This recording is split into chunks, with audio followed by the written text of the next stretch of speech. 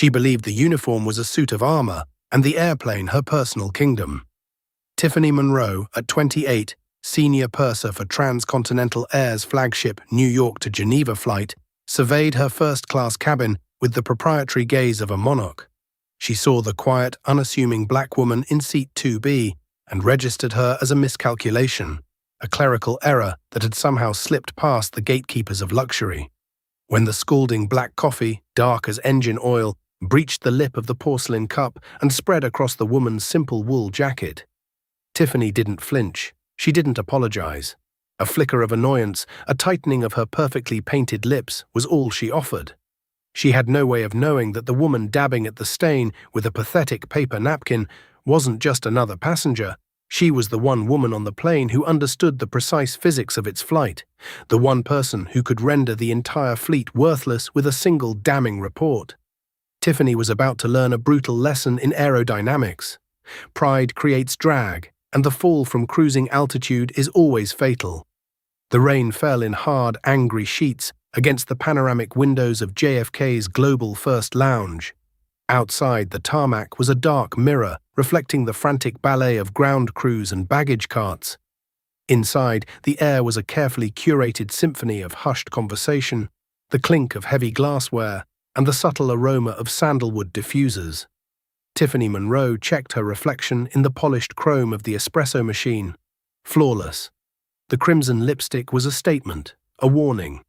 The silk scarf, knotted with a precision that bordered on surgical, sat perfectly askew. The silver wings pinned just below her clavicle gleamed under the recessed lighting. Tiffany wasn't merely a flight attendant. She was an arbiter of status, the velvet rope separating the worthy from the merely wealthy. In 6 short years, she had leveraged her sharp elbows and a smile that could curdle cream to secure the most coveted route in the fleet.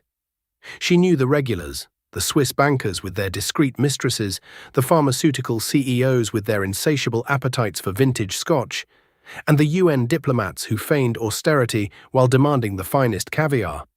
More importantly, she had an almost supernatural instinct for sniffing out those who didn't belong. Tonight's manifest for Flight 112 was a roster of the usual titans. A tech billionaire, Mark Renshaw, who was famously reclusive, a pair of diplomats. But one name grated on her nerves. E. Vance. No loyalty status, no corporate account affiliation. Just a name, booked last minute, coded as an industry partner ticket. The kind of low-priority pass usually given to mid-level conference attendees. Probably some consultant's assistant getting a free ride, Tiffany murmured to Chloe, a junior attendant who was nervously polishing already spotless champagne flutes. "Be careful, Tiff," Chloe whispered, her eyes wide. "You know that memo from corporate. Every passenger is a potential investor. They're cracking down." Tiffany let out a low, dismissive laugh. "Please, I treat people according to the respect they show our brand. Transcontinental is an experience, not a bus service. If you show up looking like you're headed to a bingo hall, don't expect the royal treatment." When boarding commenced, Tiffany took her post at the aircraft door, her practiced smile firmly in place. It was a masterpiece of facial engineering, projecting warmth without generating any. She greeted Mark Renshaw with a familiar, "Mr. Renshaw, such a pleasure. We have that Chilean sea bass you enjoyed last time, just for you." She shared a conspiratorial wink with the diplomats. Then she walked on. The woman, E. Vance, was perhaps in her early 60s, with intelligent dark eyes that seemed to absorb everything around her. Her skin was the rich color of well-worn leather, and her graying hair was pulled back in a simple, functional knot. She wore a plain, dark gray wool jacket, sensible trousers, and comfortable-looking leather shoes that prioritized function over fashion. Her only luggage was a heavy scuffed briefcase made of thick, unadorned hide. It looked less like a carry-on and more like a tool case. She didn't possess the usual trappings of first class. No designer handbag, no diamond tennis bracelet, no air of bored entitlement. She looked thoughtful and tired. She paused at the threshold, her eyes scanning not the luxurious cabin, but the join between the jet bridge and the fuselage. She held up her boarding pass. "Good evening," the woman said. Her voice was quiet but clear, with a precise, almost academic cadence. "I'm in 2B. Tiffany didn't step aside. She held her position, forcing the woman to wait, a small but significant power play. Her gaze swept over the woman, lingering on the worn briefcase and the practical shoes. "Boarding pass," Tiffany said, her voice sharp, omitting the ma'am she had bestowed upon every other passenger. The woman handed it over. Tiffany scanned it with a theatrical flourish, her eyebrows arching in feigned surprise when the scanner beeped its cheerful green confirmation. 2B, a window seat in the second row, one of the best pods. "That way," Tiffany said, gesturing vaguely with a flick of her wrist. She made no move to help with the briefcase. "You'll need to put that under your seat. The overheads are reserved for our full-fare passengers." "That's perfectly fine," the woman replied, her calm entirely unshaken. She moved past Tiffany, a faint, clean scent of unscented soap following her. As she settled into her seat, she didn't immediately relax. Instead, she placed her hand against the cabin wall, her brow furrowed in concentration for a moment before she began to stow her briefcase. Tiffany retreated to the galley, a sour indignation already churning within her. Interlopers. They ruined the ambience. They diluted the brand. "Can you believe that?" she hissed to Chloe, yanking open a chilled drawer of canapes. "Seat 2B. She looks like she won a radio contest." "And did you see her touching the wall like she was checking for termites?" "She seemed polite," Chloe offered timidly, arranging linen napkins. "It's not about politeness, Chloe. It's about standards," Tiffany snapped, grabbing the heavy, insulated coffee pot. "I'll start the pre-departure service. You watch. This is how you manage the cabin hierarchy." Tiffany sailed out into the cabin, a portrait of professional grace. She served Mr. Renshaw first, engaging him in a brief, knowledgeable chat about the vintage of the champagne. She attended to the diplomats. Finally, she arrived at 2B. The woman, E. Vance, had her tray table down. She wasn't looking at a magazine or a phone. She was studying a rolled-out sheet of paper covered in complex diagrams and equations. It looked like a blueprint. She didn't look up as Tiffany approached. "Drink?" Tiffany demanded. The word clipped. The woman looked up, carefully removing a pair of simple, wire-rimmed reading glasses. "Oh, yes, thank you. Black coffee, please. And a bottle of water, if it's not too much trouble." "We're conserving bottled water until we reach cruising altitude," Tiffany lied, the falsehood slipping out as smoothly as silk. It was a petty denial, a way to assert control. She began to pour the coffee. The pot was full and scalding.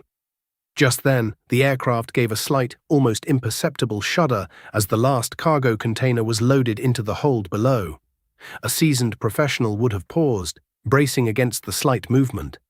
But Tiffany was distracted, her eyes scanning the cabin to see who was watching her performance. The stream of hot black liquid missed the cup. It wasn't a small splash, it was a deluge. It washed over the woman's hand, soaked the sleeve of her wool jacket, and pooled on the technical drawings spread across her tray table. "Ah!" the woman gasped, a sharp intake of breath, pulling her hand back. The documents were ruined. A sudden, dead silence fell over the front of the cabin. For a microsecond, Tiffany felt a jolt of pure panic. But it was immediately suppressed by a more powerful, uglier instinct. Self-preservation. She looked at the spreading brown stain, at the woman nursing her reddening hand, and she saw not a person she had injured, but an accusation she had to defeat. "You flinched," Tiffany snapped, placing the coffee pot down on her cart with a deliberate noisy clatter. "I was about to warn you that the ground crew was still loading. You need to pay attention." The woman was dabbing at her hand with a napkin, her expression one of stunned disbelief rather than anger. "I didn't move. Your hand wavered before the plane even shifted." Tiffany's face hardened into an impenetrable mask of authority. She snatched a cloth napkin from her cart and threw it onto the woman's lap. Not handed it. Threw it. "Look, we're about to push back. I don't have time to debate this. Clean it up. I'll have one of the junior girls bring you some soda water when we're in the air." She turned on her heel and marched away, her back ramrod straight. Across the aisle, the tech billionaire, Mark Renshaw, slowly lowered the financial newspaper he was hiding behind. He glanced at the woman in 2B, then at Tiffany's imperious retreat. A deep frown creased his forehead. In seat 2B, Eleanor Vance stopped trying to blot the coffee. The stinging pain on her skin was a minor distraction. A deeper, colder feeling was settling in her gut. It was a feeling of profound disappointment. She watched the flight attendant disappear into the galley. Then she took out her phone. She didn't look for the airline's customer service number. She opened a secure messaging app and selected a contact labeled David Chen, Chief Flight Engineer. She typed a short message. "David, who is the senior purser on TC 112 tonight?" She put the phone away and leaned her head back against the seat. The burn on her hand throbbed, but Eleanor had weathered far worse. She had weathered catastrophic engine test failures. She had weathered hostile takeover bids from corporate vultures. She had weathered boardrooms filled with men who dismissed her as a token. Tiffany Monroe had just made the most significant unforced error of her career. She simply hadn't calculated the trajectory of the consequences yet. The flight to Geneva was scheduled for 7 hours and 20 minutes. For Tiffany, however, the battle for control began long before the landing gear retracted. Back in the galley, Chloe was aghast. "Tiffany, I saw the whole thing. You poured that right on her. You have to go back. Offer her some burn cream from the first aid kit. Document it." "She's fine," Tiffany said, dismissing the concern with a wave of her hand as she reapplied her crimson lipstick in the small convex mirror. "It's coffee, not battery acid. Besides, she was insolent. She accused me of not paying attention. If she wants to play the martyr, I'm not playing along." "She's a first-class passenger," Chloe insisted, her voice trembling slightly. "What if she files a formal complaint? They'll pull the cabin logs, maybe even the CVR for that timestamp." "Let her," Tiffany scoffed. "My record is pristine. 8 years with a perfect service file. Who do you think management is going to believe? Me, or some no-name in a frumpy jacket who probably got the ticket from her boss's frequent flyer miles?" As if on cue, the call button for seat 2B chimed, a soft, polite tone that echoed in the galley like a summons. Tiffany rolled her eyes dramatically. "And so it begins." She squared her shoulders, a warrior preparing for combat, and strode back into the cabin. When she reached the seat, Eleanor Vance was sitting perfectly still. The coffee stain had begun to dry, leaving a dark, ugly watermark on her jacket sleeve. The ruined schematics were neatly folded and tucked away. "Yes?" Tiffany said, her posture aggressive, her arms crossed. "I need a bag of ice for my hand," Eleanor said, her voice steady. "And I would like to speak with the captain when he's available." Tiffany let out a short, sharp laugh, a sound like breaking glass. "The captain is currently preparing a 200-ton aircraft for a transatlantic flight. I can assure you he has more pressing concerns than your dry cleaning." "This isn't about my jacket," Eleanor replied, her voice losing its gentle academic quality and taking on a new, harder edge of tempered steel. "It's about your conduct. And it's also about a persistent low-frequency vibration I've been feeling through the fuselage since we left the gate. It's inconsistent with standard ground operations." Tiffany stared at her, dumbfounded. Vibration? Was this woman insane? "It's called an airplane," she said with saccharine condescension. "They have engines. They vibrate. I'll get your ice." She turned to leave. "I am a licensed aeronautical engineer with a specialization in airframe stress and materials science," Eleanor said, her voice not rising, but somehow gaining immense weight in the quiet cabin. "The vibration is abnormal. I insist you relay my concerns to the flight deck." This was a new tactic. Tiffany had dealt with irate passengers, drunk passengers, and demanding passengers. She had never dealt with one who tried to pull rank with imaginary credentials. It was the final straw. She leaned down, planting her hands on the armrests of Eleanor's pod, effectively trapping her. It was a move of pure physical intimidation. "Listen to me, lady," Tiffany hissed, her voice a venomous whisper. "Accidents happen. But what's happening now is that you are interfering with a flight crew in the performance of their duties. That is a federal crime. I don't know what little power trip you're on, but you will end it now. You will not mention your imaginary vibrations again, and you will not ask for the captain again. Do you want to spend your week in Geneva, or do you want to spend it in a detention center at the airport? Your choice." It was a bluff she'd used a half-dozen times on rowdy economy passengers. It always worked. But Eleanor Vance didn't cower. She didn't even blink. She simply looked at Tiffany, her dark eyes analytical, as if she were studying a flawed piece of metal for signs of fatigue. "I see," Eleanor said softly. That is your final response. That's my final response, Tiffany confirmed, straightening up with a triumphant smirk. Now, put your tray table up. We're taking off. She marched to the cockpit door, knocked the coded rhythm, and leaned in when the first officer, a young man named Ben, opened it. Ben, just a heads up. Passenger in 2B is a nutcase. Spilled coffee on herself, and now she's claiming to be an engineer and feeling abnormal vibrations. If she tries to buzz the cockpit, just ignore it. I've shut her down. Ben, focused on his pre-flight checklist, just shrugged. Got it, Tiff. You're the boss back there. Always, she chirped, closing the door. As the massive engines spooled up with a deafening roar, Tiffany strapped herself into her jump seat. She stared directly at Eleanor. The woman was looking out the window, but Tiffany felt a surge of victory. She had established dominance. She had protected her authority. This was her sky. But Eleanor wasn't looking at the blurring runway lights. She was looking at the wing, at the almost imperceptible flutter of an aileron that seemed slightly out of sync with its counterpart on the opposite side. She felt the vibration change in pitch as the engines reached takeoff thrust. It was still there. A subtle, nagging dissonance that 99% of passengers would never notice. But she did.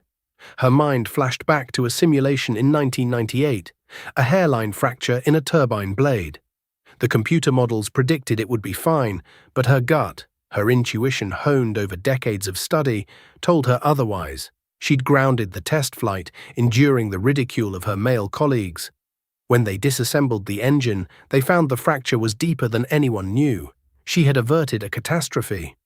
Eleanor believed in data, but she also believed in paying attention. As the plane climbed steeply into the dark, turbulent sky, Eleanor closed her eyes. The burn on her hand was a dull ache. The insult from the flight attendant was a sharp sting, but the vibration in the floor beneath her feet, that was a cold, creeping dread, and it was far more important than a spilled cup of coffee. 2 hours into the flight, somewhere over the cold, black expanse of the Atlantic, the cabin was dark and quiet. The dinner service was over. Most passengers were asleep or watching movies. Eleanor, however, had her reading light on. She'd retrieved a spare set of schematics from her briefcase and was making notes in the margins with a silver pen. The vibration hadn't stopped. It had subtly changed character with their altitude and airspeed. A harmonic tremor that she could feel in her teeth. She needed to use the lavatory. As she stood, she steadied herself against the armrest. The plane felt wrong. She walked toward the front galley, her gait steady despite the motion of the aircraft. The curtain to the galley was partially open. Inside, Tiffany was holding court with Chloe and another attendant, their hushed laughter echoing in the small space. In Tiffany's hand was a glass of the first-class Merlot, a flagrant violation of FAA regulations prohibiting alcohol consumption by crew on duty. So then I leaned in and told her, "Enjoy your stay in federal detention," Tiffany was saying, doing a cruel, high-pitched imitation of Eleanor's calm voice. You should have seen her face. These people who get one little upgrade, they think they own the plane. Honestly, it's my job to remind them of their place. Eleanor stopped, concealed by the curtain. The casual cruelty, the mockery, the drinking on duty. It painted a picture not of a single mistake, but of a deep, systemic rot in the crew's professionalism. She quietly took out her phone. She didn't record video. She opened a decibel metering app with a recording function, one she used for measuring engine noise. It was discreet. I mean, this whole vibration thing, Tiffany continued, taking a delicate sip of wine. What a drama queen. I'll bet if I check her file, there's a history of this. People like that, they live for confrontation. If she files a complaint, I'll just write in my report that she appeared agitated and possibly intoxicated. It'll be her word against mine. And I am the face of this airline. Eleanor stopped the recording. She saved the file under the label TC-112 Galley Audio. She didn't confront them. She turned and walked silently back to her seat. The time for direct confrontation with this flight attendant was over. It was now a matter for a different level of authority. She sat down and pressed the call button. When Tiffany appeared moments later, her expression was a mask of bored irritation. What is it now? I would like that bottle of water you denied me earlier, Eleanor said, her voice even. I told you we're The lie was tiresome the first time, Miss Monroe. Please don't repeat it, Eleanor interrupted, her voice cutting through the air. And while you are getting it, please bring me a pen and a napkin. I need you to write down your full name and your employee number for my report. Tiffany's face flushed a dangerous shade of crimson. Excuse me? You heard me. Name, number, now. This was it, the final challenge to her authority. Tiffany leaned down again, gripping the shell of the pod. You are on very thin ice, she hissed. You keep pushing this, and I will follow through on my promise. I will have the captain divert this flight to the nearest airport in Newfoundland and have you taken off in handcuffs. Your life will become a living hell. My name is Tiffany Monroe. I am in charge of this cabin. And you are just a passenger. A very, very annoying one. Now turn off your light and go to sleep. Tiffany Monroe, Eleanor repeated softly, as if committing it to memory. Thank you. That's all I needed. Tiffany sneered, straightened up, and stalked away, the scent of wine trailing faintly behind her. She felt the familiar, intoxicating rush of victory. She had faced down the enemy and won. She was so consumed by her own triumph that she didn't notice Mark Renshaw, the tech billionaire in 3D, was wide awake. He had removed his noise-cancelling headphones. He had heard every venomous word. And Mark Renshaw knew exactly who Eleanor Vance was. He'd served on a White House Science and Technology Advisory Board with her for 2 years. He waited a full minute, then unbuckled his seatbelt. He crossed the aisle and knelt beside Eleanor's seat. Eleanor, he whispered. My God, I saw what she did. I heard what she said. Are you all right? Eleanor turned, a flicker of surprise in her eyes. Mark, I didn't realize you were on this flight. I'm sorry, I should have said something sooner, but frankly, I was stunned, he said, his voice low and furious. That was beyond unacceptable. That was abusive. Do you want me to back you up? I'll give a statement. I'll call the CEO from the airphone right now. A small, weary smile touched Eleanor's lips.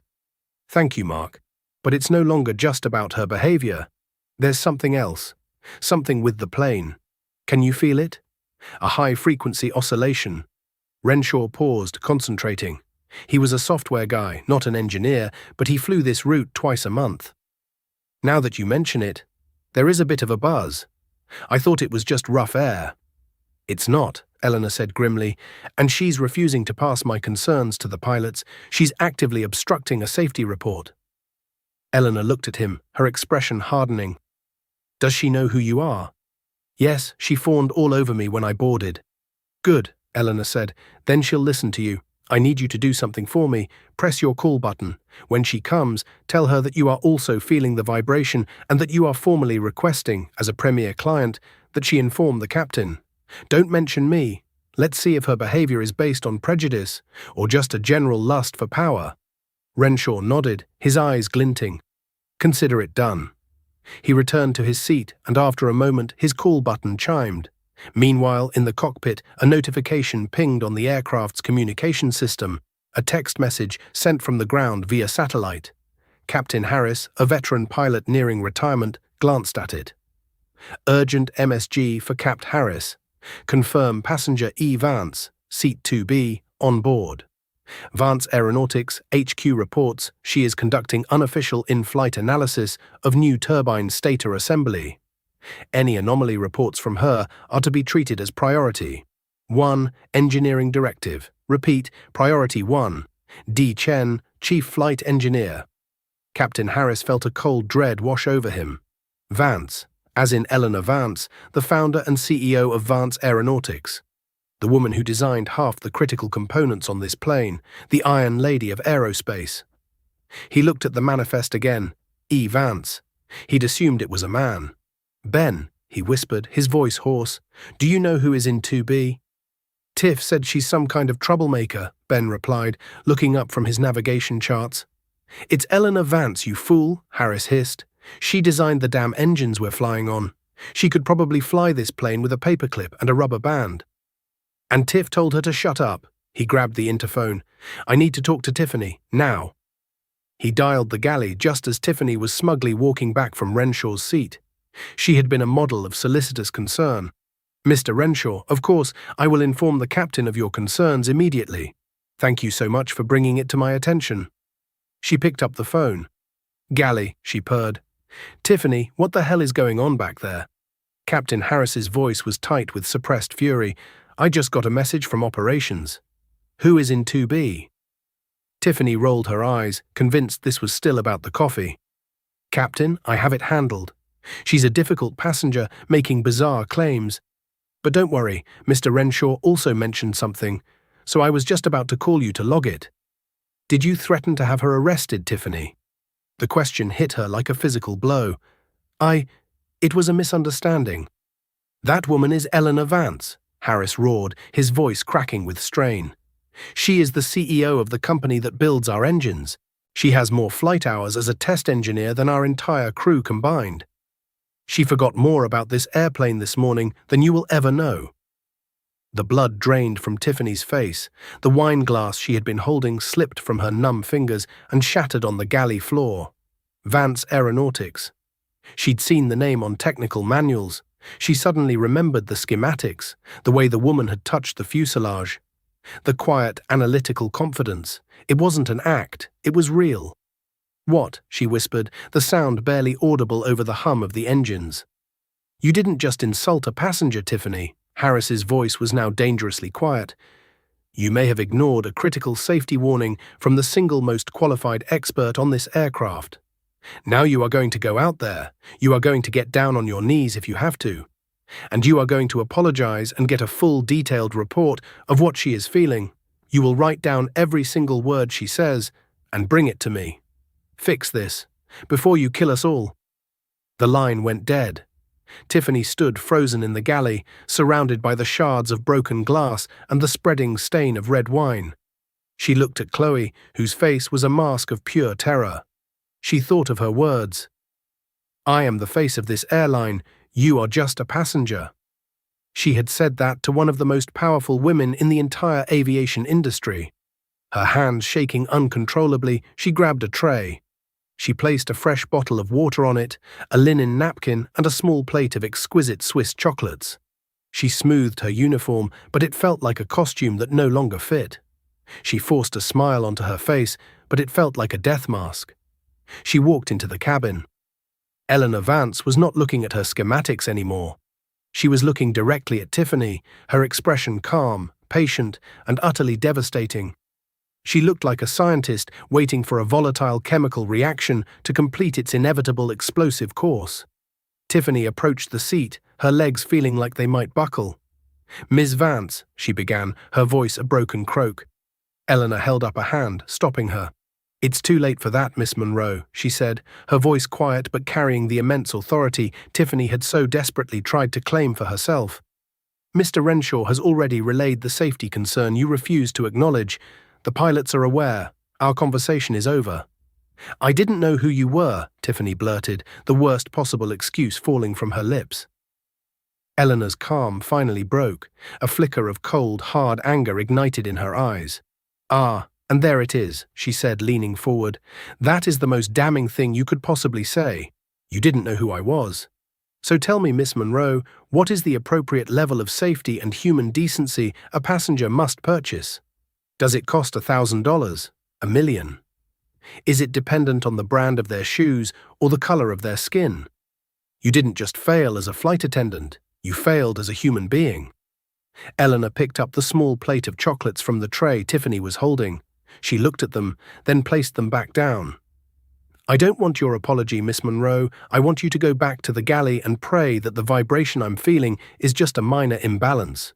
Because if it's what I think it is, your career will be the least of our problems. She put on her headphones, a clear and final dismissal. Tiffany stood there, trembling, the useless piece offering in her hands. The entire front cabin was awake now, watching the drama unfold.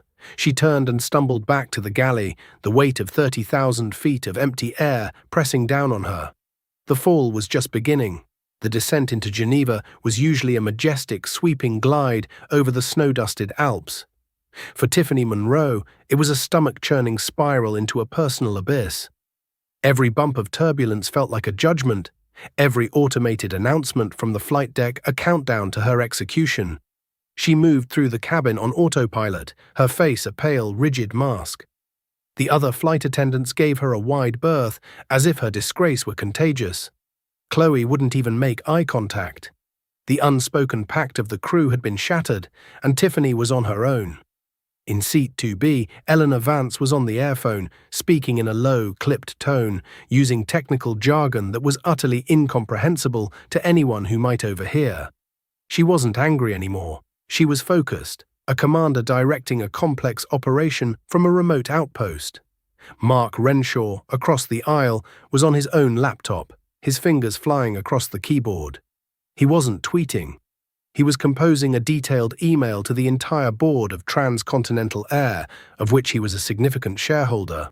When the fasten seatbelt sign chimed for the final approach, Tiffany strapped herself into the rear-facing jump seat. It was a seat of torment. She had to sit there, exposed, facing the passengers who had witnessed her humiliation. She could see Eleanor, now with Captain Harris kneeling in the aisle next to her, pointing at something on a tablet. She could see Renshaw, who met her gaze with a look of such profound contempt that she had to look away. The landing was smooth, a testament to the captain's skill, but the moment the wheels touched the tarmac, Tiffany knew her world had ended. As the plane taxied toward the terminal, she saw them waiting. Not the usual ground crew. There were two men in dark suits standing beside a black sedan on the tarmac. And standing with them, her posture as rigid as a steel girder, was the airline's European Director of Operations, a formidable woman known only as Madame Dubois. The seatbelt sign pinged off. Before the passengers even began to stir, Captain Harris's voice came over the cabin PA, devoid of its usual warmth. "Miss Tiffany Monroe, please remain in your seat. All other passengers, please deplane as usual." The humiliation was absolute. Every passenger in first class filed past her, their faces a mixture of pity, curiosity, and disgust. Eleanor Vance was the first to leave, escorted by Captain Harris himself. She didn't give Tiffany a single glance as she passed. She was met at the door by Madame Dubois, who greeted her with a deep, deferential bow of the head. Once the cabin was empty, Madame Dubois boarded the aircraft. She was a tall, imposing woman in her late 60s, with silver hair pulled into a severe chignon. She walked down the aisle, her heels clicking like gunshots in the silent cabin. She stopped in front of Tiffany. "Miss Monroe," she said, her French accent making the words sound like shards of ice. "You are relieved of duty. You will surrender your crew credentials and passport to me. You will not go to the crew hotel. You will be escorted to an interrogation room at our corporate headquarters. The FAA and the Swiss Aviation Authority are waiting to speak with you." "Interrogation?" Tiffany stammered, her voice cracking. "When a crew member willfully obstructs a safety report from a certified expert that could indicate a potential catastrophic failure, it is no longer a customer service issue," Madame Dubois stated coldly. "It is a criminal investigation. Your career is over. What we must now determine is whether your negligence endangered the lives of the 184 souls on this aircraft." Tiffany felt the last of her strength leave her. She was not just fired, she was a pariah, a potential criminal. Two security guards came aboard and stood behind Madame Dubois. Tiffany fumbled with her lanyard, her shaking hands unable to work the clasp. One of the guards reached over and unceremoniously snipped it off with a pair of wire cutters. The walk across the tarmac was the longest of her life. The wind whipped at her hair, which had come loose from its perfect coif. She felt small and exposed under the vast grey sky. They didn't take her through the terminal. They put her in the back of the black sedan and drove her to a sterile, windowless office building on the far side of the airfield. The room was cold. Eleanor Vance was there, along with Captain Harris, David Chen, the chief engineer, on a video screen from New York, and two grim-faced investigators. There was no chair for Tiffany. She was told to stand. For 3 hours they questioned her. They played the audio from Eleanor's phone. They read Mark Renshaw's damning statement. They asked her about drinking on the flight. They asked her why she had threatened a passenger. They asked her why she had ignored the report of a vibration. "I thought she was lying," Tiffany whispered, the pathetic defense sounding hollow even to her own ears. "I thought she was just trying to get attention." Eleanor Vance, who had been silent the entire time, finally spoke. She thought I was unimportant, she said, addressing the investigators but looking directly at Tiffany, and her ego was more valuable to her than the safety of her passengers. The vibration, as it turns out, was a fractured mounting bracket on the number 2 engine's stator assembly, a new component my team designed. It would not have failed on this flight. But on the next one? Or the one after that? Your arrogance, Miss Monroe, could have led to an uncontained engine failure over the Atlantic. Tiffany finally broke. Sobs racked her body, ugly and convulsive. It wasn't just about her job anymore. It was the horrifying realization of what could have happened. The lives she had gambled with to win a petty power struggle. The investigation concluded that Tiffany's actions constituted gross negligence. She wasn't charged criminally, but the FAA revoked her flight certification for life. The airline terminated her employment for cause, voiding her contract and any severance pay. Her union refused to represent her, and because she was fired on foreign soil, the airline was not responsible for her repatriation. They released her late that night. They gave her back her passport and her suitcase and showed her the door to the public bus stop outside the airport complex. She had $300 in her bank account and no ticket home. She was stranded in Geneva, one of the most expensive cities in the world, with the brand of her failure seared into her soul. She found a cheap hostel near the train station. For a week she lived in a fog of shame and fear, trying to figure out a way home. She called her parents, who were shocked and disappointed. They agreed to wire her money for a ticket, but it was a loan, and their strained voices told her everything she needed to know about their shame. She booked a flight on a budget carrier, a red-eye with 2 layovers. The day she was due to fly, she stood in the crowded, chaotic check-in line, a world away from the serene first-class lounges she used to command. When she got to the counter, the agent told her the flight was overbooked.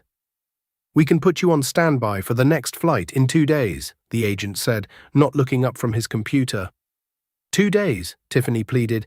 "I can't stay here for 2 more days. I don't have any money." "I'm sorry, Mom," the agent said with a shrug. "It's policy." As she stood there, on the verge of tears, a group of transcontinental crew members walked past, heading for their priority check-in lane. It was Chloe and the rest of the crew from Flight 112. They were laughing, looking fresh and immaculate in their crisp uniforms. Chloe saw her. Their eyes met for a brief second. Tiffany saw a flicker of pity in Chloe's eyes, quickly replaced by fear. Chloe looked away, hurried her pace, and disappeared with the rest of her crew, leaving Tiffany alone in the crowd. She was invisible. She was nobody. Finally, 2 days later, she boarded the cramped, noisy plane. She was in a middle seat at the very back, next to the lavatories. As the plane took off, climbing over the mountains, she looked out the small, scratched window. She remembered how she used to feel during takeoff, a sense of power, of rising above the world. Now she just felt the crushing weight of gravity, pulling her back down to earth. Upon landing at JFK, battered and exhausted, she turned on her phone. It immediately lit up with a single email. The subject line was stark: final debriefing. It was from Eleanor Vance's executive assistant. "Ms. Vance requests your presence at the Vance Aeronautics Manufacturing Facility in Wichita, Kansas, in 1 week's time. A non-refundable, one-way bus ticket has been booked in your name. Do not be late." Wichita? A bus ticket? What more could they possibly want from her? She was already destroyed. But a tiny, irrational flicker of hope ignited within her. Maybe it was a second chance. Maybe Eleanor Vance, seeing her so humbled, would show some mercy. She didn't yet understand that Eleanor Vance wasn't interested in mercy. She was interested in correction. The bus ride to Wichita took 2.5 days. It was a rolling tour of America's forgotten highways and desolate truck stops. Tiffany, who had once jetted between the world's most glamorous capitals, now found herself staring out at endless miles of cornfields, her seatmate a snoring man who smelled of stale beer. She arrived in Wichita feeling gritty, exhausted, and utterly broken. The Vance Aeronautics facility was a sprawling industrial complex on the edge of the city, a place of immense unglamorous power. She was met at the security gate, not by an executive, but by a burly foreman named Gus, whose hands were permanently stained with grease. He led her not to an office, but onto the factory floor. The noise was overwhelming. a deafening symphony of pneumatic drills, whining machinery, and shouting workers. It was hot, and the air smelled of ozone and hot metal. Gus led her to a massive, half-finished aircraft fuselage, a skeleton of metal ribs and stringers. "This is where you'll be working," he shouted over the din. Tiffany stared at him, confused. "Working? I thought I was here for a meeting." Just then, a figure emerged from the shadows of the fuselage. It was Eleanor Vance. She wasn't wearing a power suit. She was wearing steel-toed boots, durable work pants, and a simple blue work shirt with the Vance Aeronautics logo on the pocket. Her hair was tucked under a hard hat. "This is the meeting, Miss Monroe," Eleanor said, her voice calm but resonant enough to cut through the noise. She gestured to the massive structure. "Do you know what this is?" "It's an airplane," Tiffany said weakly. "It's a collection of 1.2 million individual parts," Eleanor corrected her, each one designed, forged, machined, and inspected by thousands of people who get their hands dirty, people who understand that a single misplaced rivet, a single faulty wire, can mean the difference between life and death. You flew on these machines, but you never saw them. You never respected them. Eleanor walked closer, her eyes boring into Tiffany. "You aren't just going to be fired. A firing is easy. You move on, you forget. You, Miss Monroe, are going to learn. The airline has agreed to drop their civil suit for brand damages against you on one condition: that you complete a 1-year work placement. Here." "Doing what?" Tiffany whispered, horrified. "Gus here is the floor supervisor for quality control," Eleanor said. "You'll be his new assistant. Your job will be to fetch tools, log inspection reports, and clean metal shavings from the rivet lines. You'll earn minimum wage. You'll work a 10-hour shift, 6 days a week. You will learn, from the ground up, the humility and the responsibility that goes into building the machines you treated like your personal playthings." She paused, letting the weight of the sentence sink in. "If you complete the year without a single complaint, I will consider the debt paid. If you quit, or if you are fired for a poor attitude, the lawsuit will be reinstated, and I will personally see to it that you spend the next decade paying for the damage you caused. The choice is yours." Tiffany looked from Eleanor's unyielding face to the grimy, deafening factory floor. She thought of the mountain of debt, the shame, the dead end her life had become. There was no choice. There was only this: a long, hard road through purgatory. "I'll do it," she said, her voice barely a whisper. "Good," Eleanor said, turning to leave. "Gus, she's all yours." She paused at the edge of the platform. "Oh, and Miss Monroe." Tiffany looked up. "Welcome to the ground floor." 6 months later, the factory floor was still loud, still hot, but to Tiffany the sounds were no longer just noise. She could distinguish the rhythmic punch of the riveting machine from the high-pitched whine of the hydraulic press. She wore a stained jumpsuit and heavy work boots.